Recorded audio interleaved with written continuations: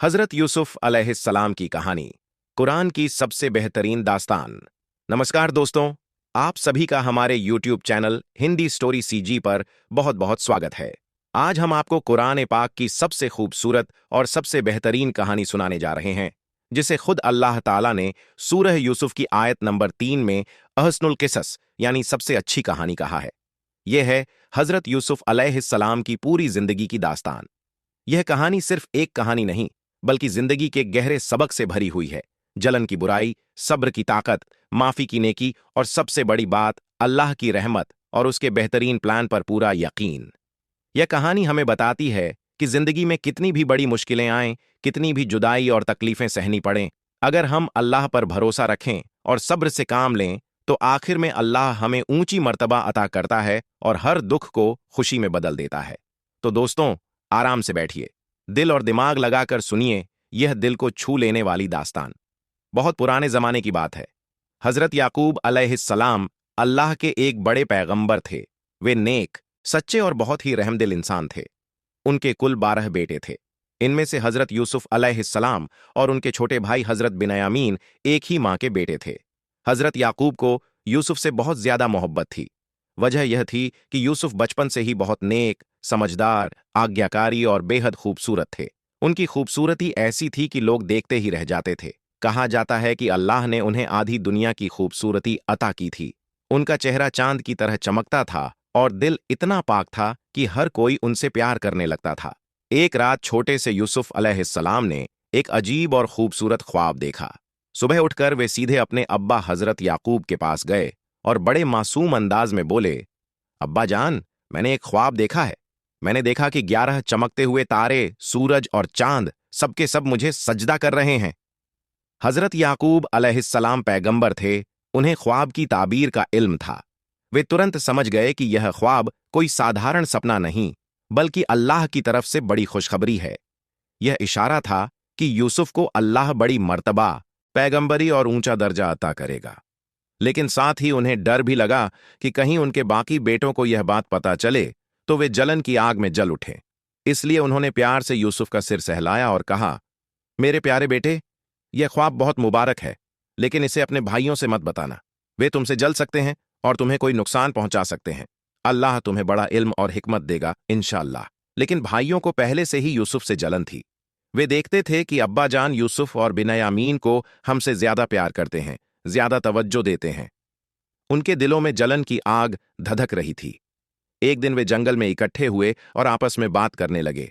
एक भाई बोला, यूसुफ और उसका छोटा भाई अब्बा की आंखों का तारा बन गए हैं। अब्बा हमारी तरफ देखते तक नहीं। दूसरा बोला, हमें कुछ करना होगा। यूसुफ को रास्ते से हटा दो, या तो मार डालो या कहीं दूर फेंक आओ, ताकि अब्बा की सारी मोहब्बत सिर्फ हमें मिले। सब सहमत हो गए, लेकिन सबसे बड़े भाई ने कहा, मारना गुनाह है। बेहतर है कि इसे किसी गहरे सूखे कुएं में डाल आएं। कोई काफिला गुजरेगा तो इसे उठा ले जाएगा और हमेशा के लिए दूर हो जाएगा। सबने इस प्लान को मान लिया। अगले दिन भाई हजरत याकूब के पास गए और बड़े प्यार से बोले, अब्बा जान, यूसुफ को हमारे साथ जंगल में घुमाने ले चले ना। हम सब खेलेंगे, मौज करेंगे, फल खाएंगे। यूसुफ भी खुश हो जाएगा। हजरत याकूब को दिल में कुछ डर था। उन्हें लग रहा था कि कुछ गलत होने वाला है, लेकिन भाइयों के बार बार कहने और यूसुफ की खुशी के लिए वे राजी हो गए। यूसुफ को लेकर भाई जंगल की तरफ चल पड़े। हजरत यूसुफ अलैहिस्सलाम को उनके भाइयों द्वारा कुएं में फेंके जाने का दृश्य, जलन की आग कितनी भयानक हो सकती है। जंगल में पहुंचते ही भाइयों का असली चेहरा सामने आ गया। उन्होंने यूसुफ का खूबसूरत कुर्ता उतारा और उन्हें एक गहरे अंधेरे सूखे कुएं में धकेल दिया। छोटा सा यूसुफ रोते रहे, चीखते रहे, भाइयों, मुझे मत फेंको, मैं तुम्हारा छोटा भाई हूं। लेकिन जलन ने उनके दिल इतने सख्त कर दिए थे कि किसी का दिल नहीं पसीजा। वे वहां से चले गए। रास्ते में एक बकरी जिबह की, उसका खून यूसुफ के कुर्ते पर लगाया और शाम को रोते कलपते अब्बा के पास पहुंचे। बोले, अब्बा, हम खेल रहे थे कि अचानक जंगली भेड़िया आ गया और यूसुफ को खा गया। यह उसका कुर्ता है, खून से सना हुआ। हजरत याकूब अलैहिस्सलाम को जैसे दिल पर बिजली गिर गई। उनका सबसे प्यारा बेटा चला गया। वे जोर जोर से रोने लगे, लेकिन पैगंबर थे ना, उन्होंने सब्र किया और कहा, इन्ना लिल्लाही व इन्ना इलैहि राजिऊन। सब्र ही बेहतर है, अल्लाह पर पूरा भरोसा है। वह बेहतर जानता है। उनका गम इतना गहरा था कि धीरे धीरे उनकी आंखें कमजोर होती गईं और आखिर में गम के आंसुओं से सफेद हो गईं। वे अंधे से हो गए। इधर कुएं में यूसुफ अलैहिस्सलाम अकेले थे। अंधेरा, ठंड, डर सब कुछ था, लेकिन उनका दिल अल्लाह से जुड़ा था। वे रोते हुए अल्लाह से दुआ करते रहे। अल्लाह की रहमत देखिए कि कुछ ही देर बाद एक काफिला वहां से गुजरा। उन्होंने कुएं से पानी निकालने के लिए बाल्टी डाली। यूसुफ ने बाल्टी पकड़ ली और ऊपर आ गए। काफिले वालों ने उन्हें देखा तो समझ गए कि यह कोई गुलाम बच्चा है। उन्होंने यूसुफ को मिस्र ले जाकर बाजार में बेच दिया। मिस्र के एक बड़े अफसर, जिन्हें अजीज ए मिस्र कहा जाता था, ने यूसुफ को खरीद लिया। उनकी बीवी का नाम जुलैखा था। अजीज ने यूसुफ की खूबसूरती और अक्ल देखकर कहा, इसे अच्छी तरह रखो, बड़ा करके हमारा बेटा बना लेंगे। यूसुफ मिस्र में बड़े हुए। अल्लाह ने उन्हें इल्म, हिकमत, समझदारी और अमानतदारी अता की। अजीज ने उन्हें अपना सारा घर और खजाना सौंप दिया। यूसुफ घर के मालिक जैसे हो गए। लेकिन जुलैखा यूसुफ की खूबसूरती पर फिदा हो गई। वह उन्हें बुरी नजर से देखने लगी। एक दिन घर में कोई नहीं था। जुलैखा ने सारे दरवाजे बंद कर दिए और यूसुफ को गलत काम के लिए उकसाने लगी। यूसुफ अलैहिस्सलाम ने साफ इनकार कर दिया। वे बोले, मैं अल्लाह से डरता हूं। मैं अपने मालिक के साथ ख्यानत नहीं कर सकता। यह बड़ा गुनाह है। यूसुफ दरवाजे की तरफ भागे। जुलैखा पीछे पीछे दौड़ी और यूसुफ का कुर्ता पीछे से खींचा, जो फट गया। ठीक उसी वक्त दरवाजे पर अजीज आ गए। जुलैखा ने झूठ बोल दिया, इसने मुझे छेड़ने की कोशिश की। यूसुफ ने सच बताया, लेकिन जुलैखा नहीं मानी। घर के एक रिश्तेदार ने गवाही दी कि कुर्ता पीछे से फटा है, मतलब गुनाह जुलैखा का है। अजीज ने समझाया, लेकिन जुलैखा की जिद के आगे यूसुफ को झूठे इल्जाम में जेल भेज दिया गया। जेल में भी यूसुफ ने सब्र किया। वे अल्लाह की इबादत करते रहे। जेल में उनके साथ दो और कैदी थे, एक राजा का साकी, शराब पिलाने वाला, और दूसरा बावर्ची। दोनों ने एक ही रात ख्वाब देखे। साकी ने कहा, मैंने ख्वाब में देखा कि मैं अंगूर निचोड़कर शराब बना रहा हूं। बावर्ची ने कहा, मैं अपने सिर पर रोटियां रखे हूं और परिंदे उन्हें चुग रहे हैं। दोनों ने यूसुफ से ताबीर पूछी। यूसुफ ने अल्लाह का नाम लेकर कहा, साकी, तुम जल्दी बाहर निकलोगे और राजा को शराब पिलाओगे, लेकिन बावर्ची, तुम्हें सूली पर चढ़ाया जाएगा और परिंदे तुम्हारा मांस खाएंगे। ठीक वैसा ही हुआ। साकी बाहर निकला तो यूसुफ ने उससे कहा, राजा के सामने मेरा जिक्र करना, मैं बेगुनाह हूं। लेकिन शैतान ने साकी को भुला दिया और वह भूल गया। यूसुफ जेल में कई साल और रह गए। कई साल बाद मिस्र के बादशाह ने एक अजीब ख्वाब देखा। 7 मोटी ताजी गायें थीं, फिर 7 दुबली पतली गायें आईं और मोटी गायों को खा गईं। फिर 7 हरी ताजी बालियां थीं और 7 सूखी बालियां जो हरी बालियों को निगल गईं। बादशाह घबरा गए। किसी जादूगर या ताबीर करने वाले ने सही जवाब नहीं दिया। तभी साकी को यूसुफ याद आए। वह दौड़ा दौड़ा जेल गया और यूसुफ से ताबीर पूछी। यूसुफ ने कहा, अगले 7 साल बहुत अच्छी फसल होगी, खूब अनाज होगा। सब कुछ इकट्ठा करके स्टोर कर लो। उसके बाद 7 साल भयानक अकाल पड़ेगा, सूखा पड़ेगा। स्टोर किया अनाज ही काम आएगा। उसके बाद फिर अच्छे दिन आएंगे।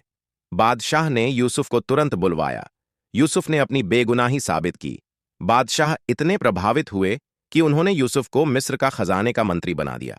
यूसुफ ने पूरे देश में अनाज इकट्ठा करने का इंतजाम किया। जेल में यूसुफ अलैहिस्सलाम ख्वाब की ताबीर करते हुए, इल्म की रहमत। फिर वही हुआ जो यूसुफ ने कहा था। 7 साल भरपूर फसल, फिर 7 साल भयानक अकाल। पूरे इलाके में अनाज खत्म, लेकिन मिस्र में भरपूर स्टॉक। लोग दूर दूर से अनाज लेने आने लगे। इधर कनान में भी अकाल पड़ा। हजरत याकूब के बेटे यूसुफ के भाई अनाज लेने मिस्र पहुंचे। वे यूसुफ के सामने पहुंचे। यूसुफ ने उन्हें पहचान लिया, लेकिन भाइयों ने नहीं। यूसुफ का दिल भर आया, लेकिन उन्होंने खुद को छुपाया। अनाज दिया और कहा, अगली बार अपने सबसे छोटे भाई को भी लाना, वरना अनाज नहीं मिलेगा। भाई वापस गए और अब्बा से बिन्यामीन को ले जाने की इजाजत मांगी। हजरत याकूब डरे, लेकिन अल्लाह पर भरोसा करके राजी हो गए।